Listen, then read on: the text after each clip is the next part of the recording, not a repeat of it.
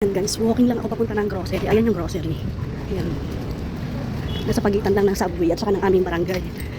Kasi yung aking mga customer ay mga nagre-request para sa kanilang Christmas party. Wow! Christmas party daw nila mamaya pero magti-take out sila ng kanilang mga take-in kasi papasok pa lang sila sa kanilang Christmas party. So magdadala sila ng iinumin daw nilang mga alak.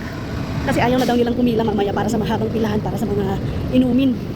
So bring your own alak na lang gagawin nila para nandun lang daw sila sa table nila. Ayan, dapat sa kabilang grocery sana ako pupunta. Kaso baka abutan ako ng traffic. Gawa ng 2 o'clock daw ay dadaanan na nila yung kanilang pinabili. So ito na yung mga batang anak. Tapos ito yung subway guys. Yan yung amin sa barangay.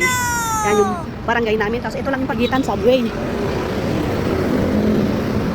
Tapos next grocery na. So ayan, walking distance lang tayo. Kaya ang aking sasadyain lang talaga ay bumili ng alak. Dadaanan na lang daw nila mamaya pag pupunta na sila sa kanilang party.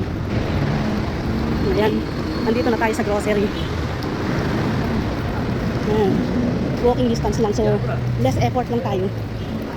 Kaysa magmotor pa ako papunta sa kabila. Doon na lang pa-drive ko na kasi nasa kabila yung what. Hindi na ako pwedeng mamili doon kasi time check is 1:20 na. 2 o'clock daw sila dadaan sa bahay para lang pick upin yung pabili nilang alak. Kaya hindi na ako pwedeng magsabay ng ibang bibilhin mga groceries. Diretso na ako dito sa mga alak. Tig lima nito.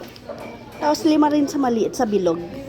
Ayan guys, yan lang yung aking sadya. So uwi din ako agad para madaanan nila on time. Nga guys, ang ating dala-dala, puro alak.